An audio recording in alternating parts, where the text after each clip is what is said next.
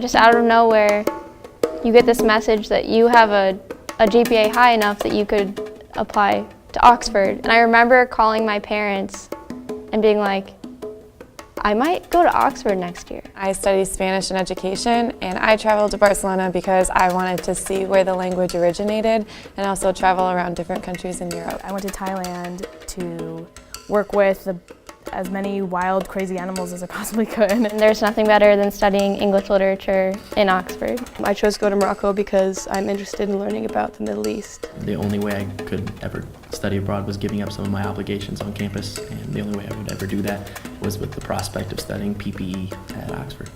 What's PPE? PPE, politics, philosophy, and economics. I lived in the heart of Barcelona. It was called Urgell, and I was about 10 minutes away from our university. And to get around, I learned how to ride the metro, which I had no idea how to ride. I took a total of 3 trains to get into Tokyo. I actually joined a track club. I was fortunate enough to join the rugby team, and we had a lot of success. We actually joined the Pembroke College's rowing team, which is one of the best in the whole university. And yeah, we just rode. Morocco in general was an amazing place, and we rode a camel, which was like my dream to ride the camel. But meeting the people and getting to interact with them and getting to live with a host family in Morocco, it was the biggest culture shock that I've ever experienced, but it was definitely the most worthwhile. My host family was awesome. I couldn't have asked for a better pairing. The kids definitely made my experience just that much better. We were in front of the Houses of Parliament. We're on the Thames. We can see the eye, and then Big Ben is behind us. And it was the sight that everyone sees from the street, but we were in it. And we had our glasses of champagne, and we were dressed nicely, and we were talking to the Duke of Buckinghamshire. And Right. I think that was the day when the 7 of us really bonded, because we were like, we're actually here. This is it. And we were able to visit these things called zawiya, which are from the Sufi section of Islam, which is their mystics, like their mystics. And that was really interesting to be able to witness, the way that they perform their faith. So this is the Golden Pavilion. Was beautiful, and it's one of the oldest parts of Japan, and this was an area that I was actually fortunate enough to go with my family and visit. So it was just really heartfelt and very nice.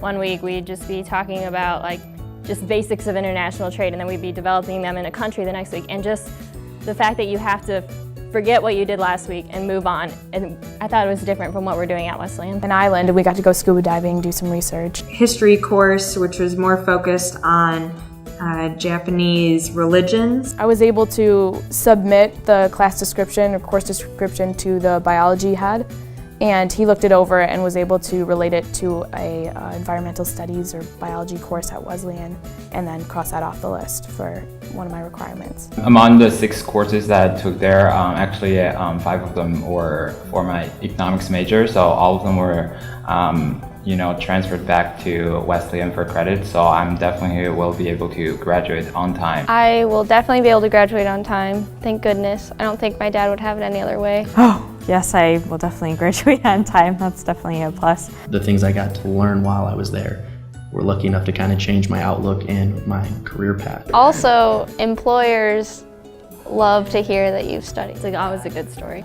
The experience of me going to Japan and studying Japanese language, I felt really played a key role in me obtaining the internship because the company that I'm hired with now, they have a specified department for Japanese businesses in America. Phase 1, they look at grades and your GRE score, and then they disregard that completely. So phase 2 is experience, letters of recommendation, all that stuff. And I really wanted something that would help me stick out. And so I think, if I had to guess, very few students would have experience abroad. I had an employer ask me, okay, well, how well can you speak Japanese? And I was like, would you like to see? Would you like to have a conversation? And we had a conversation over the phone. Trying to adjust and adapt yourself to these new societies, I feel is an important life skill. It was my first time abroad. And how was it?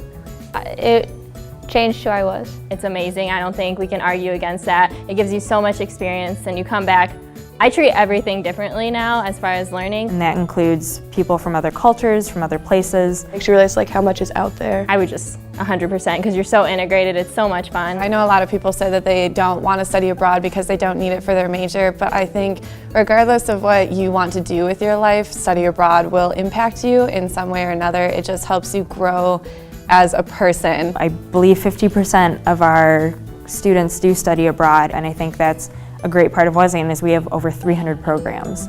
Like you can literally go anywhere, and that's awesome.